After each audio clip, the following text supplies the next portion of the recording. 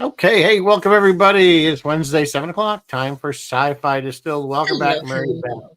How Look, are we have you? Bill and Chris LaRoche is already on. Hi guys, thank you Chris for and Bill are joining. here. Hi, guys. How are you both? So we are into I'm Jesse. March. March Yeah, Madness. March. How'd that March happen? Like Madness. Oh, February let's just, keep it. This is can't get through the winter, please. yeah. This should be I'm it. ready This should for be the spring winter as wrapping up. always. It But was warm. It was like in the 50s here today. So maybe we are finally at the I end. wouldn't in 40s here, but yeah, it's hopefully this is a trend. But we always this is the pull. This is when Mother Nature pulls the rug out from under you. Oh, that was Oh, first it's getting winter. warmer. No, This it's is not. the We're back down second to winter. -2. And then false spring. And two more. Yeah, we got mud season, and we got at least a Mud few more season, storms that'll rainy be like season. 2 feet. So yeah, don't no, we're not. Don't get excited for spring yet. It's too early. So anyway, so we are kind of starting our it's March Madness. Yeah, We're great nothing to do with theme for the month. basketball. Nothing to do with basketball. So tonight we're doing kind of I guess it's kind of a psychological thing, sort of. We're gonna talk about that, but it's 1998's The Truman Show, starring Jim Carrey and Ed Harris and others. But before we get into that, I think we have a little bit of We have news. the tiniest amount of news tonight. Just three little teeny tiny Star Trek things. First of all, congratulations to Zoe Saldana, who is a Star Trek alumni. She got an Oscar for Best Supporting Actress for a movie called Amelia Perez. I'm not familiar. I have to confess, you guys, I sort of just looked at who the Oscar winners were, and I'd only was only familiar with like one of the movies. It's like I haven't seen anything. I didn't really pay attention, but like I didn't even recognize half the movies that were nominated for. Yeah, neither did I. And half the time, I'm like, oh, should I go? Is it worth it? Should I go watch it? I never watch it. I'm just not interested. Honestly, I'll be honest with you. So it's not my thing. So moving on with the news, I have two more Star Trek things for you. There's a new audio drama. Paramount's going to release an audio drama called Star Trek Con. I believe it's the retelling of Space Seed. And in it will be Ren Schmidt. You guys all know Ren Schmidt. She's going to play Marla McIvers. She plays Margot on For All Mankind. And Naveen Andrews, and you guys may remember Naveen. He played Saeed on Lost. It's been a while. I remember. You'll look him up. You'll recognize him. He's actually going to play Khan. And it was written by Kristen Beyer and our friend of the set tour, David Mack. And it'll be streaming later this year from CBS Studios. And that's cool and exciting and everything. But I got to be honest with you. If I want to listen to like an Star Trek audio drama, I just turn Star Trek on in the other room. You do what we used to do when we were kids with the cassette tapes. And I used to sit there and record them off. Record it off of the television and try to pause it during the commercials, so because you couldn't edit cassettes. Exactly. Like in fact, I had Space Seed was one of the ones I had, and I would listen to. In the dark, going to sleep, I would play Space Seed. Yeah, and just to listen to it while you're kind of dozing off. That one, I think I had Trouble with Tribbles. I think I had Wolf in the Fold. Yeah, you got a bunch of. So I don't know. Like, is this going to be successful? Is it like a different? If they rewrote it, is it a different telling of it? It's not the actual show. I mean, it could be really cool too. I mean, I don't know how long it is, but like an audiobook. Like I listen to a lot of that stuff in the car. Yes, Jeff, Moscow Margo. Yeah, I listen to like a lot of audiobooks when I go on longer drives, for work or whatever, and same thing with podcasts. Like I always catch up on Trek Spurts and stuff like that when I'm driving. I listen to a lot of Trek Spurts. I find I listen to that more than music and stuff because it just seems to get your brain. Yeah, like it doesn't seem like the ride is as long, so to speak. But anyway, I could see for something like that if it was a series. But I mean, if it's like only an hour long. Yeah, I need to know about the format and like, is this a retelling? Is it new story material? I don't know. I did hear about it, but I don't know. I know Michael Kuda posted, I think, because Michael Kuda knows Ren Schmidt from his work on For All Mankind. So yeah, I'm sure she's gonna make a great Marla McIver or whatever her name was. I don't know. We'll see. The Givers, MacGyvers. Giver MacGyver. Finally, that historian can do something. Yeah, the historian. All right, and finally tonight, Strange New Worlds is going to start filming season 4. Oh, it already started March 3, so 2 days ago. Monday, Strange New Worlds started filming season 4. We're still waiting for season 3. Come on, guys. Just, Yeah, that's true. They didn't even release give us 3 yet. season 3 before you. I don't know. I'm so disillusioned with Paramount in general. Yeah, I'm Just a little mad at Paramount right whatever. now myself. I'm just like, whatever comes out, when it comes out, I'll watch it probably. But Yeah, if it's there, after the sure. Section 31 mess and canceling uh Lower Decks and I'm over it. Yeah. I just, Yeah, I'm kind of right I'm with just you. going back. It's so funny. I'm finding myself going back and watching older stuff over and over again. Like I said, I was rewatching Babylon 5. I bought the Blu-ray of that. And I kept saying to myself, this was how good a show that really was and how old it is now, but it really was well written and well acted. And Babylon, and even the special effects aren't that bad. I mean, yeah, they're pretty bad by today's standards for CG, but for back then, for the time it was good, and I think it holds up well enough. Even though if you do pick up the Blu-rays, it's not high definition. It's the highest you're going to get of standard definition. Babylon has never been remastered or anything. It was never shot in high def, I don't believe. So it's only ever going to be as good, and it is 4:3 format. But it's watchable on a 75-inch TV.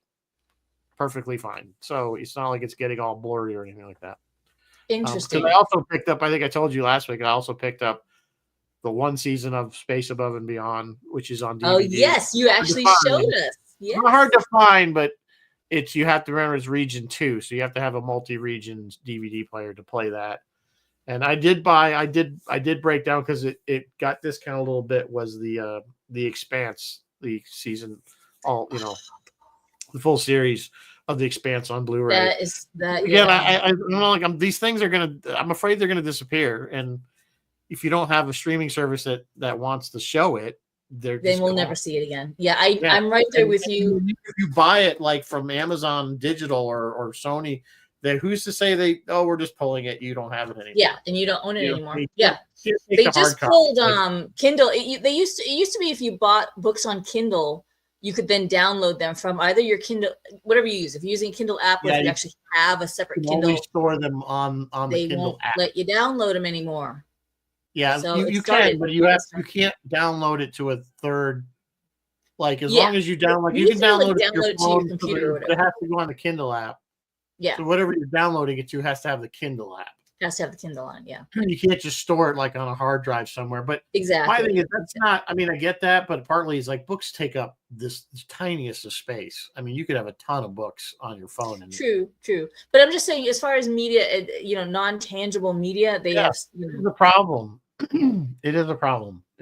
So that's why I say. So anyway, any other news? That's it for the news. What are we drinking tonight? While we talk about. Well, because the Truman always wants to go to Fiji. Ooh, Fiji. So I found this one. It's a little hard to read because there's a lot of parts there, but it's a Fijian passion cocktail.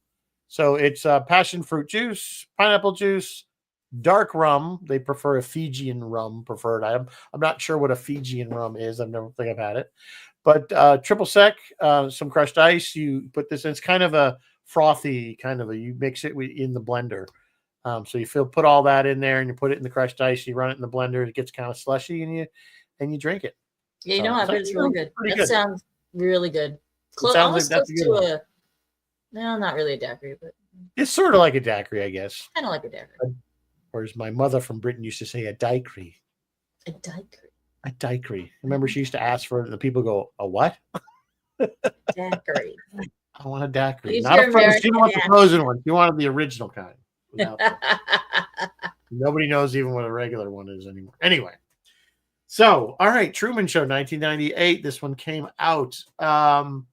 This was very popular, I believe, at the time. Yes. I think it did very well. And it was really well received. And speaking of the Oscars, it got snubbed. I mean, it nominated for a couple of things, but like Jim Carrey got snubbed. So it was very expensive to make. In fact, Paramount was like, we're spending $6 million on an art film.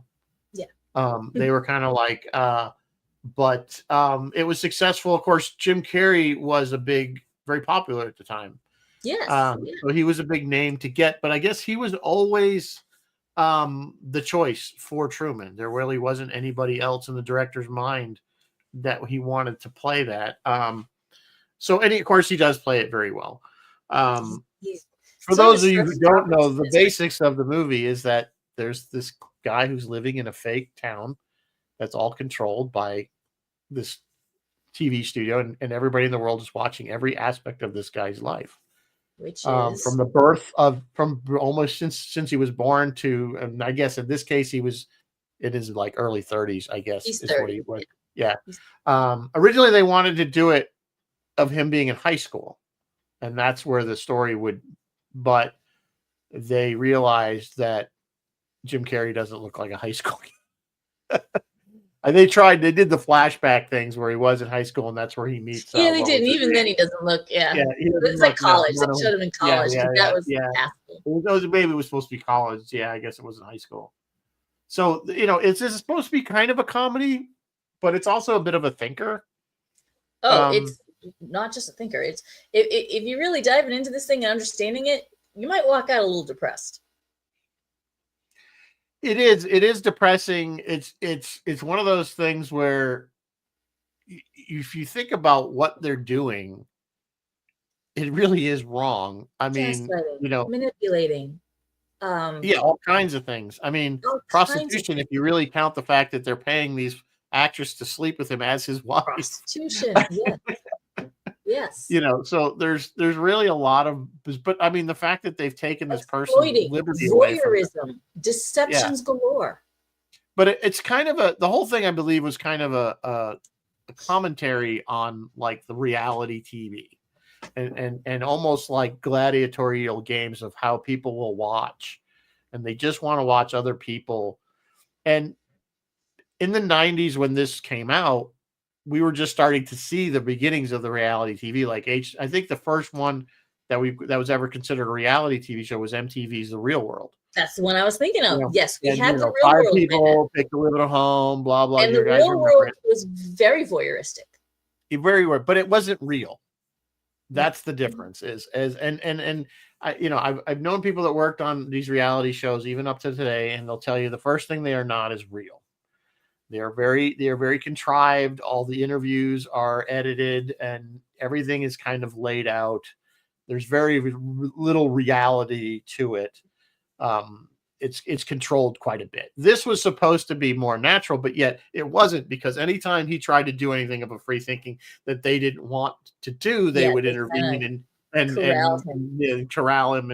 And that was kind of the funny parts of the movie, when he would try to get away from him, the things they kept throwing at him, to try to derail what he was doing. The car thing, and then in the hospital, he's like, the guy with the cart, he's like trying to anything to try to slow him just down. The way the manipulation shows, just when they're like, his boss is like, take the ferry, go over across and seal this deal for us. Yeah. And they're like, oh yeah, let's see if he's going to take the ferry and go across. And he couldn't do it, of course, they had already terrified him. That's the other thing. They basically tortured and traumatized this child. A child, though, when the whole thing with his father dying and drowning in front of him. This is grossly unethical. Yeah, grossly. There's a hint to that. There's a caller when they're taking calls, when the fake TV host is taking calls with the Christoph. One call is The Hague, and it gets cut off. Yeah. So yeah. I think The Hague was like, "Hey man," because that's the international court. Yeah. I think they were like, "Hey man, this you can't do this to people. This violates so many rights." They took his freedom from him. Yes. He was a slave. It was a gilded cage. It was a beautifully gilded cage, but it was absolutely a cage. He had no free will. He married who they wanted him to marry. His best friend was who they decided his best friend would be. His job was what they decided his job would be. I mean, it's gross manipulation. Everything was controlled. And ironically, the town was originally had wanted to do this in Manhattan, like it was a fake Manhattan, not this town. And then I guess they felt that would, and I don't really get this, they felt that was going to be too sci-fi. Peter Weir, who is the director, the original script was a sci-fi script. So they decided to put it in this kind of almost utopian town, very 50s like. You notice it's like kind of that. I don't know. I never lived in the 50s, so it's always that image of what we think the 50s looked like. People riding bikes, impeccably dressed. Everything was very happy and perfect. So, but that town is a real town. Yes, I've been there. It's beautiful. Florida. Yeah, it's a real town. In fact, once they saw it, they were like, "Unpack, we're going to be here a while because this is the place to do it." Yeah, it's beautiful. So that was town. a real place. And of course, they set him on an island, and then they get him afraid of water. Yes. You know, it's kind of the whole thing is just. I thought some of the funniest thing is like he's on the beach and it starts to rain and something. It was just on him. It's on him, and he's like, he realizes that, you know, and then it starts out right in the beginning with the light falling from. Yes, serious. The dog star, yeah. But you know, figure that could I've seen those lights fall from 20 feet, so I can't imagine. You know, it would have. Yeah, you should probably explain to everyone that the gist is he's on this island, but there's a massive dome. The dome. He's inside. Dome. They control everything. The weather. And they control the weather. What time the sun comes up? Because remember when he went missing, they were like, "All right, cue the sun because we can't." We got to come up early. Yeah. Yeah. So yes, that was Chris, it's very Mayberry. That was at the very end when he was basically making his final break for it. But even like when he gets across the bridge, remember he wouldn't even cross the bridge. He was afraid to go across the bridge for some reason. And he makes it across the bridge, and then they come up with there's a nuclear power plant that's having a leak, and then there's the fire across the road. And it's almost like these illusions that like it's, you know, that they're trying to make him turn around. But even Christoph says when he's interviewing, he's like, if he really wants to get out, there's really no way we're going to stop him. He does. Spoiler alert. What happens at the end, you know, which is basically what happens at the end, that he finally sails the sailboat far enough that he hits the wall. And it just right into the wall. It pokes a hole in the wall. Yeah. I kind of, when I first saw this, I thought there was more to the movie. You know, I had the exact same reaction. Like where he walks through the door and that's the end. And I thought he had a reunion with Meryl. Remember, that was the girl that he was always pining after. No, Meryl, Sylvie. Yeah, Meryl was the wife. You see her leaving. Right. You see her get all excited because he's leaving, and she's like she's going to go meet him. And I could have sworn I would have bet money that there was a scene where they're reunited.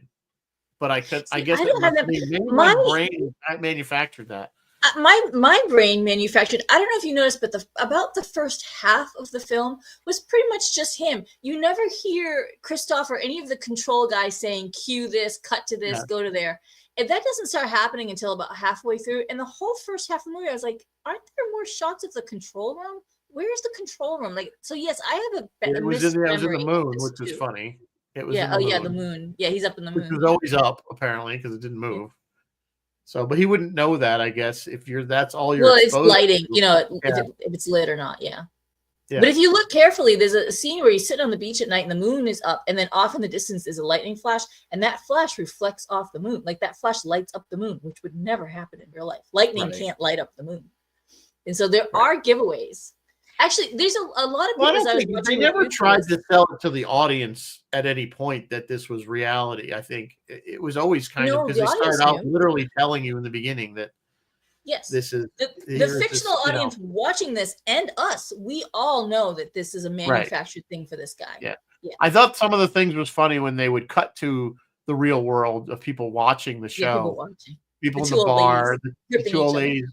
Now, of course, you notice they were wearing the robes that Meryl wore because everything in the show was for sale. Yes, everything in the show is for sale. And then the guy in the tub. Now, my question about the guy in the tub. Has he been in the tub like for years and he never gets out of the tub watching the Truman Show? The other thing you guys, the other thing we should point out about this show is it's on 24 hours a day. And Christoph or somebody said, a lot of people go to sleep, fall asleep at night with it on. Yeah, with him on sleeping in his bed. Yeah. So was he in the tub all the time? No, I can't imagine he was. But you couldn't. I mean, it just reminds me of Hitchhiker's Guide with the. You remember the Golgotharans that they were the whole people that were they end up. It was in this. I think it was actually in Restaurant at the End of the Universe, and they're on the ship and. They end up on the spaceship that's full of like the phone sanitizers, all the middle people in the world that the other planet was trying to get rid of. It's been the captain was always, instead of a captain's chair, there was a tub. He never got out of the tub. He was always in the tub. Interesting. Somebody knows what I'm talking about. It Martin was said like it the was end the of ER. it was at the Yeah. end of I think at the restaurant at the end of the Restaurant universe. or so At long the and end. thanks for all the fish or something. Yeah. It's been a No, hot minute it since wasn't. I've I'm pretty sure it was restaurant at the universe. Anyway, I been a hot minute. digress. The captain of the ship he captained the ship from the tub. The tub was in the middle of the bridge, and he just constantly was in the tub. So In the anyway, tub, yeah. that's what made me think when I see the guy in the tub, just always watching from the tub. So yeah. Anyway, So yeah, I no, digress. you're absolutely right. This thing was originally pitched as a proper sci-fi, and then it got morphed a little bit into what it is.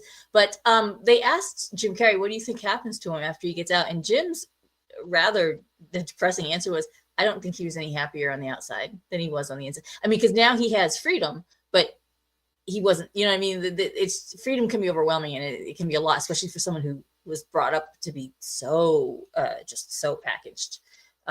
So."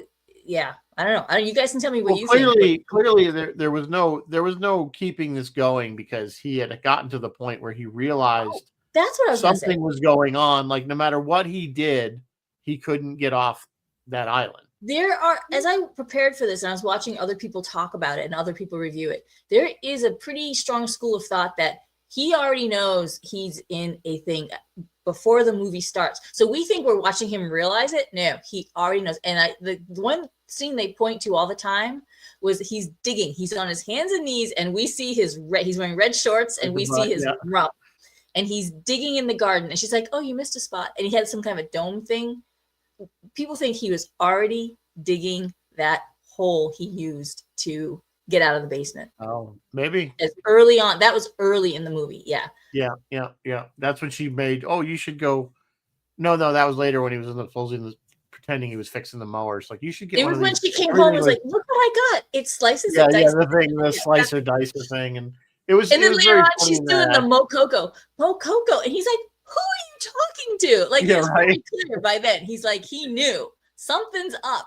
Right? Something's. Yeah, I think he probably because I think he. But what this actually spawned was actually a psychosis in people. They saw that there was people now that in the real world that started to think that they were, and it is dubbed in a TV show that they were being manipulated. Yeah, and it is dubbed. Actually, people actually started to have this kind of psychosis, which is kind of it's called scary. But sometimes, as of right now, I'm really hoping that that's the case, and the real world is not what we.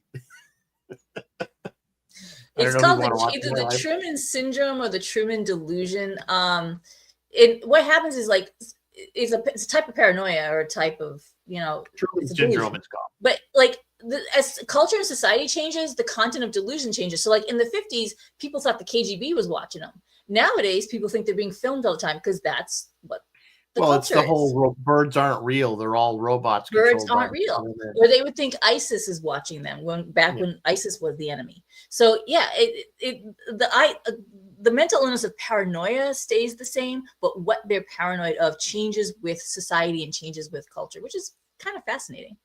If you guys want to look at a fascinating example of a real life Truman Show, watch a documentary called The Contestant. It documents what they did with this guy in Japan. There's a Japanese game show, and they told all these people, you're going to compete. And they put this guy naked and alone in a room.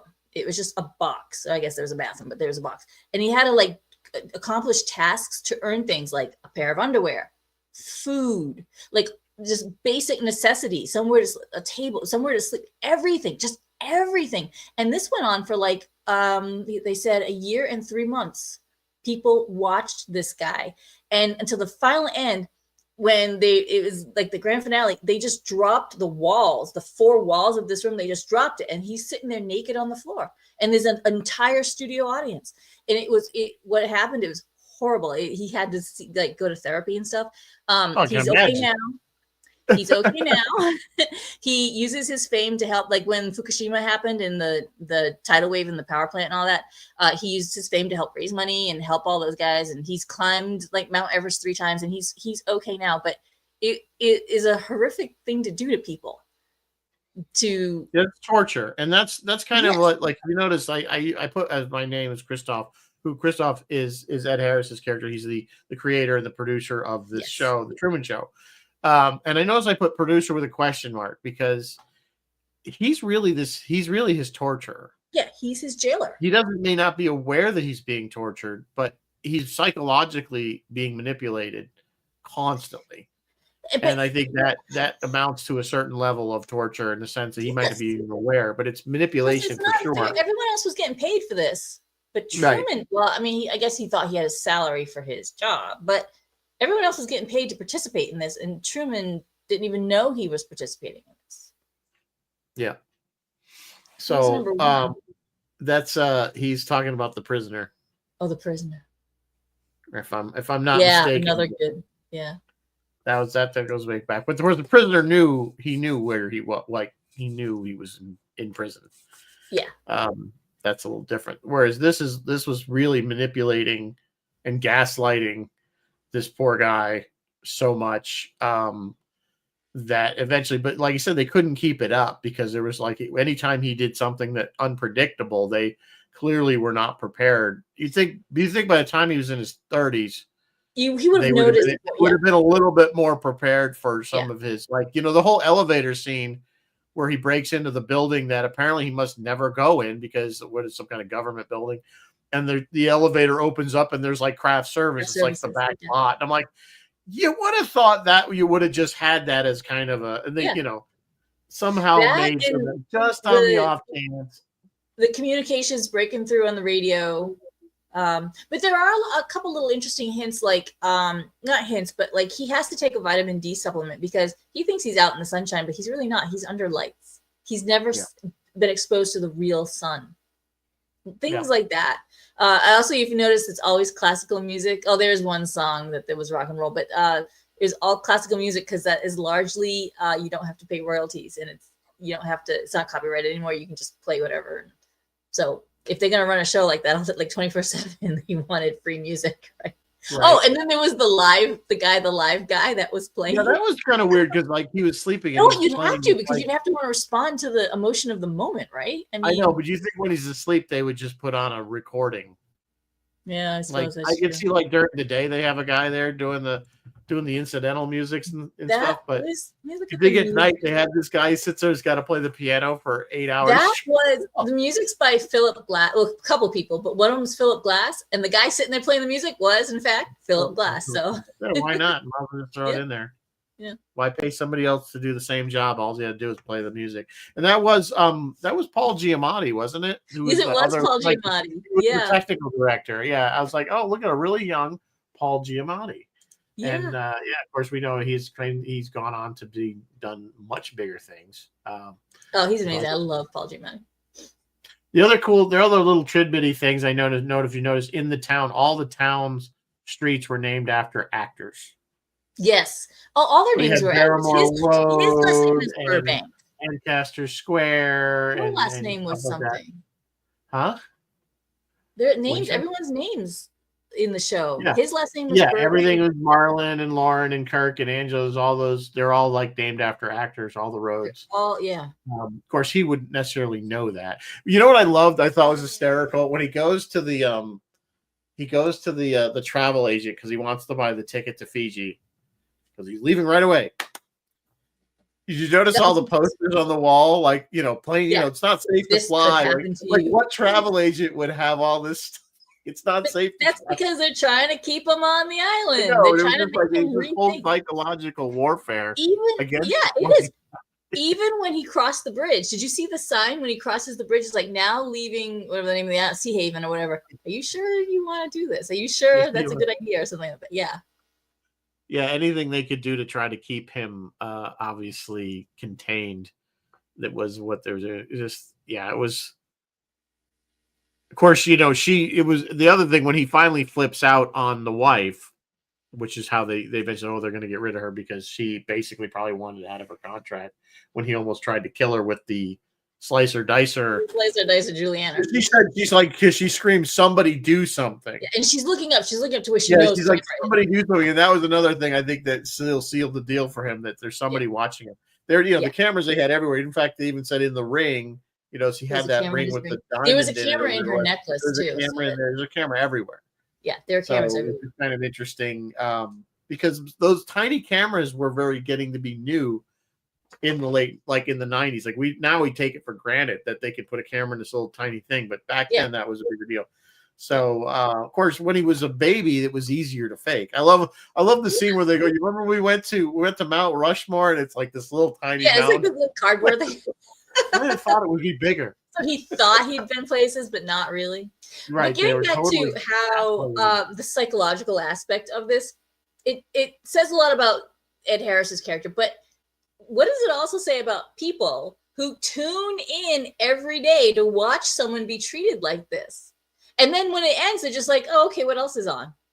Like, it kind of is an entire reflection on society. Like, it tells you how superficial we are. But there was clearly a large movement to free him. Yeah, there was. Sylvie it wasn't just like everybody, but you're right. Everybody was just like, oh yeah, let's see what else is on. Tip the channel, like whatever. Like we were like, that was it. And we kind of saw that was again kind of another commentary on television, and I think it's probably, well, I guess it is today. I mean, think about when there's a really popular show, and there's going to be that big ending or that big, Game of Thrones. We're all waiting. We all want it. We're waiting. We want to see it.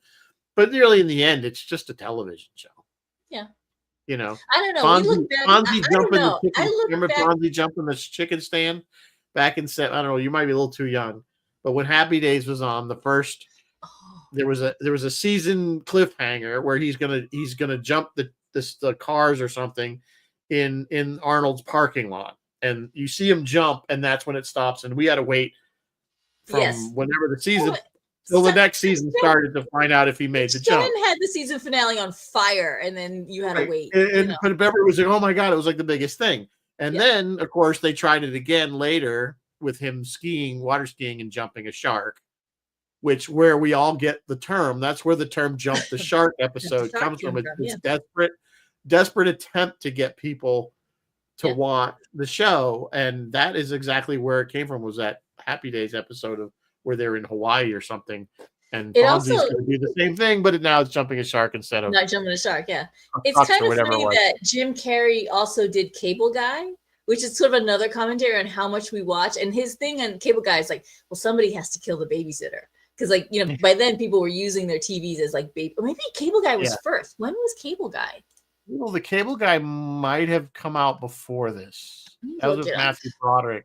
96. So this was actually 2 years. This was 98. So this was 2 years before.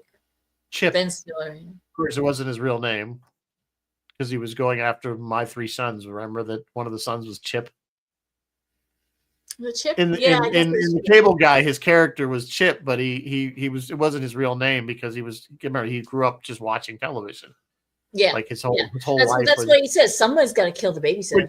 That movie that movie wasn't that good. The best part of that movie, of course, is when they go to the medieval times restaurant, and he does the whole.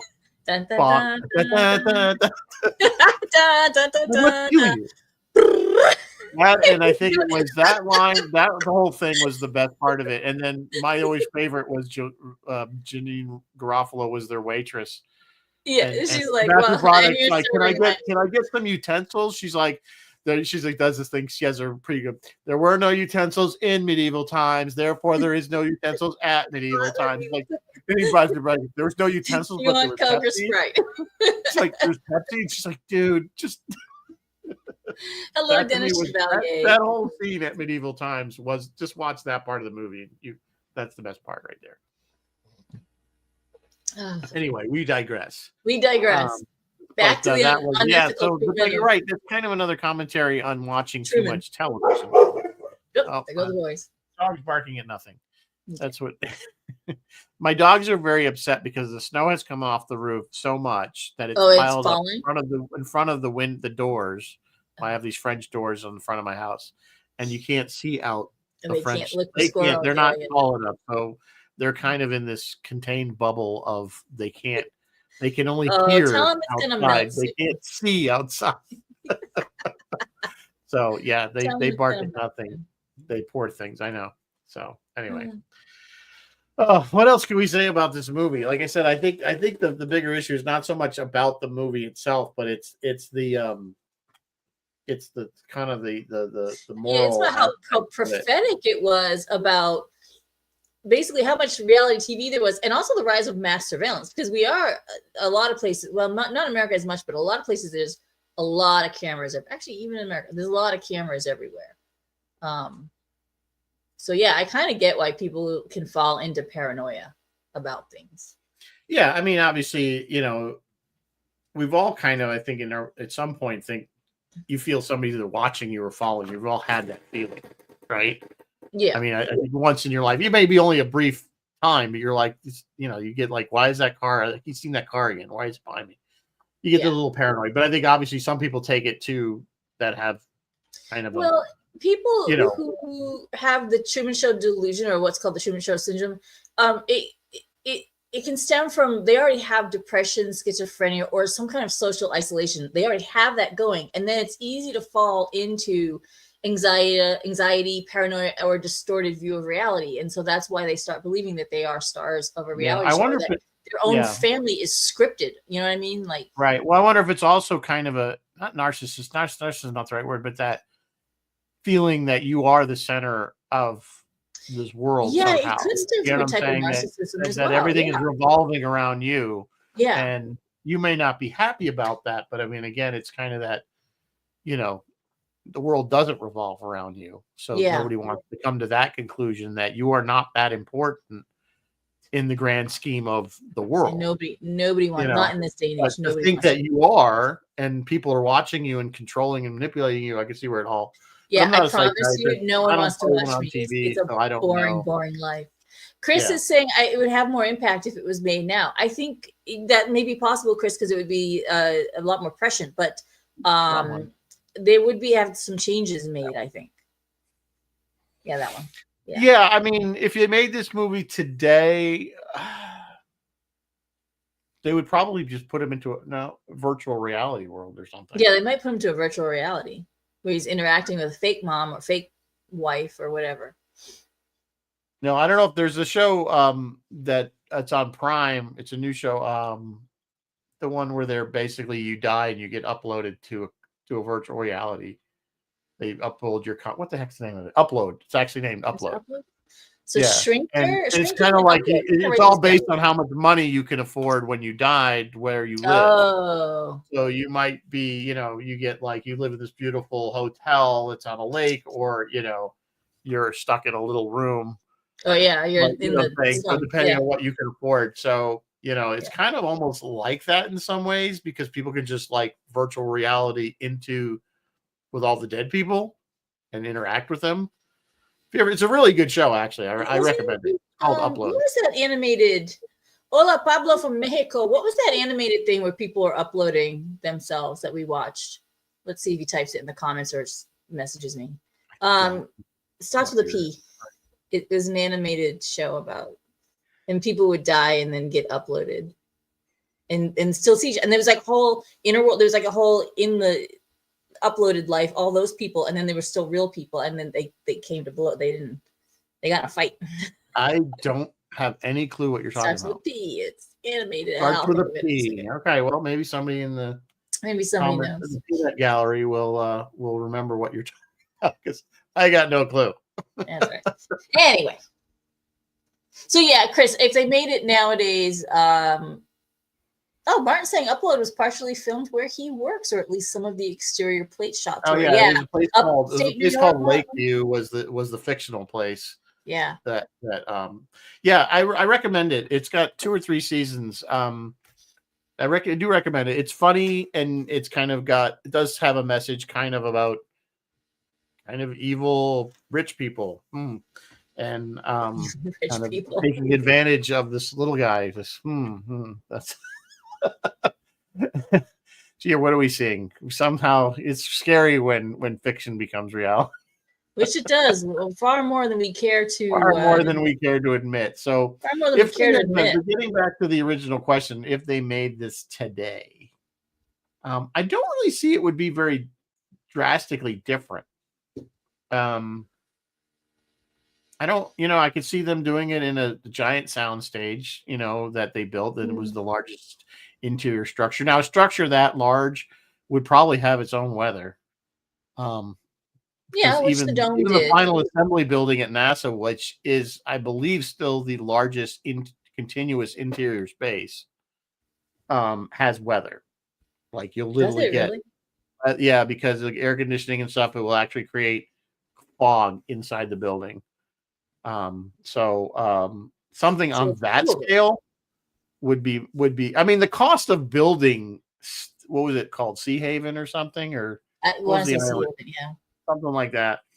They give all these specs in the movie when he's doing that fake Yeah, I mean, to interview. build something like that alone, what it would cost.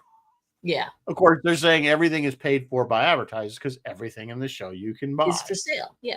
is for sale. I thought it was kind of one of the things I thought that was kind of funny but stupid was like the guy couldn't even drive the bus.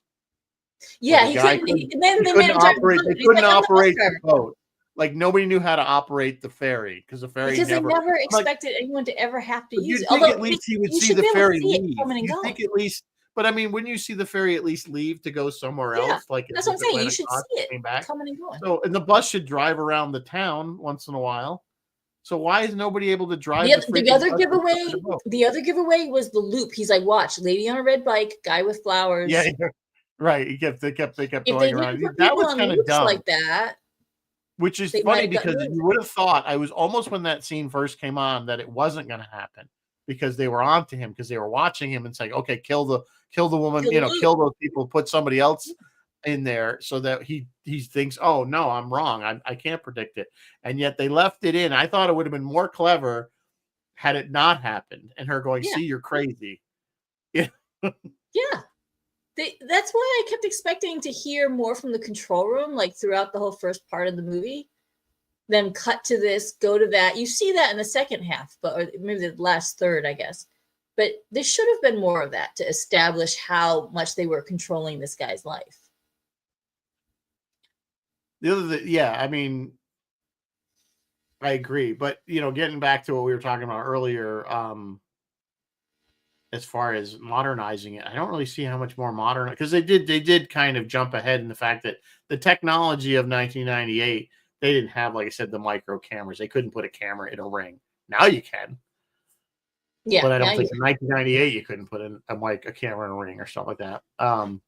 So, and I think when you think of what they're doing with things like the volume on like Mandalorian and those kind of a set. Think about what you could do if you built it on that massive scale. or I liked your other idea about VR. VR might could. VR would be another option to go to. It would be more popular because It would have to be more like the holodeck, we not can something in the VR. understand the VR stuff more.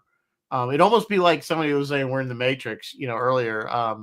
It'd be like a Matrix thing where they just plugged him in and he's just Where he's living. plugged in. He's not actually, he's just But kind I of mean, wired into think about the how town. many. The gist of the movie is that his life is being controlled by a shadowy. How many sci-fi movies like The Matrix? Hey, life isn't real. Yeah. It's being controlled by this shadowy, secretive cabal I mean, somewhere. really, it is similar to the That's the Matrix in gist that of so many sci-fi movies. the only They difference just is this was did it done for in a sunny entertainment. seaside Yeah. town. Yeah. This was done for entertainment, and that was done for turn a human into a battery, which is a dumb idea. But if you ever look at the science of that, Yeah, we're not costs, good at it costs We more just energy than we'll do them. Have we done the Matrix? Yes, of course we've done the We Matrix. did Yeah, it. I thought we did it. Yeah. Okay. we did it. Yeah, I we can't did keep it to track. We've been celebrate doing when this for the 4 latest movie years. came I out. can't keep track of which. I know, right? We're in our 5th year now doing this, and we're Yeah, like, which which movies we've movies done have we done and which is already? not. So hey, and this one is borderline sci-fi. I kind of It considered it counts. sci-fi I think it counts. because Yeah, it is kind of unrealistic in the sense that to build this whole town and in a dome. It's not like in you a just build dome. a town like somebody's saying there was a In show a called dome with Paradise where they build sunrise, a town, sunset, and moonrise. certainly we know that Hollywood could build a town. That's not, but to build it in a In a completely dome controlled indoor environment that looks like outside. with weather Yeah. and an ocean. Because him and his bestie would go and sit at the ocean and drink beer and watch the waves. Right. It was always the same. He's always had the beer too. It's always the same beer. And And he'd come, beer first. You'd know it was him. This whatever the hell the beer was. So, so good. Started with P or something. beer. Yeah. Yeah.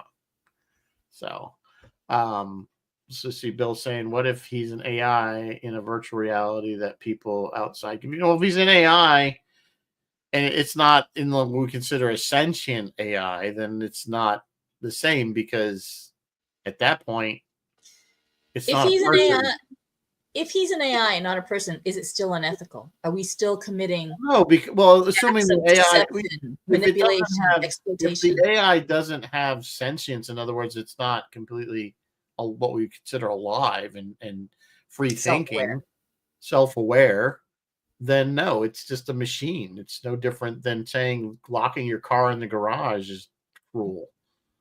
Well, that'll be. I mean, as AI gets better and better and better, that's going to be that'll be. Well, that's just it. I mean, and You know. and not to go down the AI rabbit hole, but people are using that term very, very, very loosely Yeah, they are. of what AI is actually today and what really AI means and what the sci-fi world always thought AI was. Like, we always thought AI was artificial intelligence in the sense that this thing is an autonomous, completely self-thinking, self-aware living machine in a Yeah, sense. yeah, Whereas that's what science fiction always, but in reality, AI is just a program that is able to learn and interpret and then make decisions based on the facts that it has. It's not just a straight programming in 1 yeah. 0. You But know what I'm then, saying? and It's then, able to kind of make decisions and create yeah, and then using next thing you know, information that it's gotten, but it's not aware. no, it's not aware It's yet. still just a software program. But I mean, like, Yet I deal with it at work just in the sense that we the all deal with it. software that can take, for instance, really neat stuff, but like, say you're in on a call like this and your internet's crappy or their phone's crappy and it's garbled. What I'm saying all of a sudden goes, the new AI systems can actually take what I said, figure out what I said, and then play it back in my voice correctly and clearly. Amazing. That's technology we have right now, because I've seen it demoed on stuff for a while I work Yeah, it with. can clear photos and So video it's up same too. thing with video. It'll do the same thing. It can actually figure out what should have been there, replace it, and then play it back as if it was real. It's dangerous because, as we're seeing, it's getting Yeah, harder and you harder can imitate people, getting and harder and people harder to believe it. Yeah, determine what was created by a computer and what was created was the actual image. So that's the thing. But that's like a whole story. That's like for another show. yeah, it really is. It really is, because the next thing you know, we're talking about like data, and then we're doing measure of a man, and then And we're, then and then is you're it getting unethical to treat the robot like the AI and robot like that? Yeah. if you want Skynet, this is how you get Skynet. You want Skynet? Because this is how we get Skynet. This is how you get Skynet. So anyway, I don't know what else to say about this movie. I did enjoy it. I think it's entertaining from a straight entertainment movie. It's a thinker. It gives you a lot to think about. Yeah, I I didn't stand by see my. it in the theater in '98. Pretty sure I saw this. I don't think I saw it in the theater. I don't remember where I saw it, but I stand by my opening statement, which is if you really are thinking about this movie and thinking about what they're doing to this guy in this movie, you're going to walk out a little bit depressed. It's depressing, but at least at the end, it has that uplifting where he gets out and he's yeah, able and he to knows. Oh, he the rest knows. of He's like, in life. case I don't see you, good Yeah. afternoon, good evening, good night. Good And he evening, takes good night. his final bow. He's like, I am Yep. out of here. And he takes his Yep. bow. Yeah. And yeah, I think there's a good argument to be made that he, throughout the whole movie, his adult life, so to Maybe speak, already he is kind of aware that something is clearly up. Which is why I guess he took the brave, he got on the boat, took the sailboat, which he would have never done because he was so afraid of the water. Yeah. You have to push someone pretty hard to get them past their phobias. So and he had a pretty big phobia. Even, can you think about it? Yeah, he watched this. I think seeing the dad was like, drown, and then he would never go near water to the point where he wouldn't even go over a bridge. Yeah. That's pretty traumatic. Now I have a feeling they probably did other things to this poor child to reinforce that fear of water. Yeah. And that to me, that was almost the most heinous thing they did to manipulate him to that level, that you traumatize a child, not an adult. You're traumatizing a child for your own financial gain. I hope when he got out, there were some pro bono lawyers lining up for him. I'm sure that he probably was a gazillionaire, because I hope that they paid him what he should have been paid all his life. Right. For the millions that clearly they were making on this TV show. Yes. So. Yeah, and there's imagine the box set for that. I mean, they're talking about. We years? see this. Yeah, exactly. There's a deleted scene. They're talking about. I think we meet. Meryl's out. The wife is out. She's like, I can't work like this anymore. It's unprofessional. And we see who's moving in. The next girl moving in. And I think we see in the movie Christoph saying, no, we'll still have the world's first live conception on air. Meaning they wanted him to have a baby. There is. That's actually in the movie.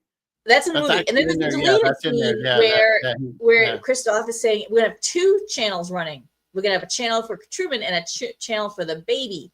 And Marlon gets pissed, and Marlon's like, oh, okay. And then when Truman dies, do we just go back to 1 channel? And Christoph, he's like, that's it. We're done. And he dismisses everybody.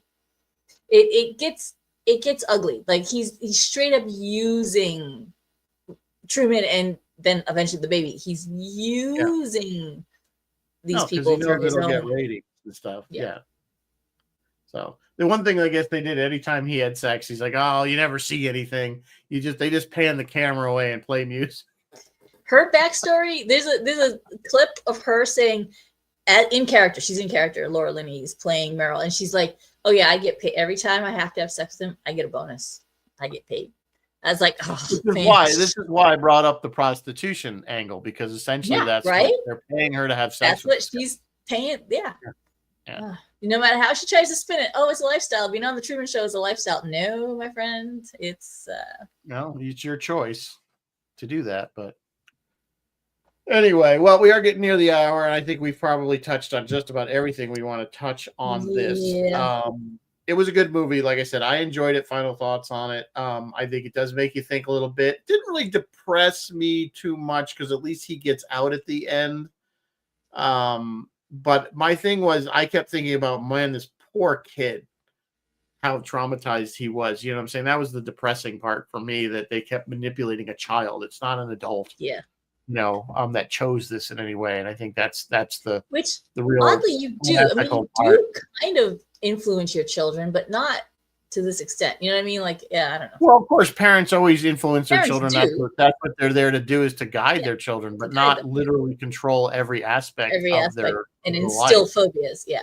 Right. And then, if they want to go out with girl B instead of girl A, you don't get rid of the other one just to force them together. Force them back with Meryl. Yeah.